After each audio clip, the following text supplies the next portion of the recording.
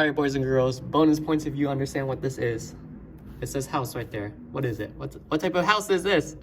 If you don't know, reference the Bobby Schmurder song. The Shamoney Dance. Dude, what's the name of that song? Anyway, all right, boys and girls, you probably guessed it based on the title. We are learning about this particular shape. You've seen it before.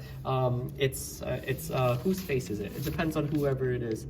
But anyway, the characteristic of this shape, right? It's a quadrilateral. It has one set of parallel lines, but that's pretty much it, okay? And this is also known as a trapezoid, okay? Now, there are two types of trapezoid.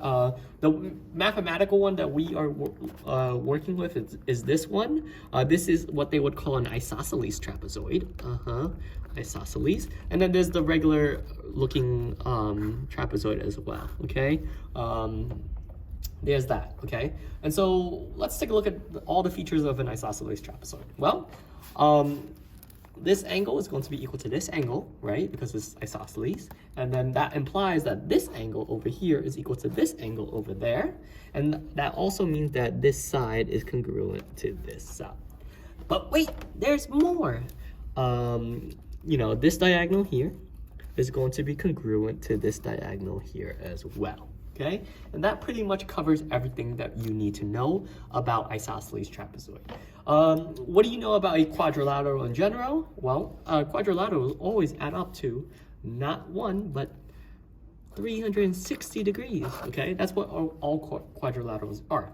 Now, I want you guys to remember something about, I want you guys to keep in mind this angle and this angle, right? Let me draw this top out and this bottom out, right? And then if I drew this line, guess what?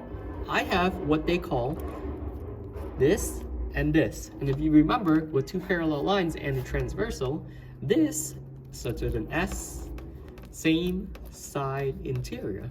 And what do we know about same side interior angles? Well, same side interior angles, because this S and this supplementary, it's gotta be equal to 180 degrees, okay? So this angle and this angle equals to 180, so this and this is 180, and then this and this equals to 180. Therefore, a quadrilateral will be 360. So those are all the information that you really need to keep in mind for an isosceles trapezoid.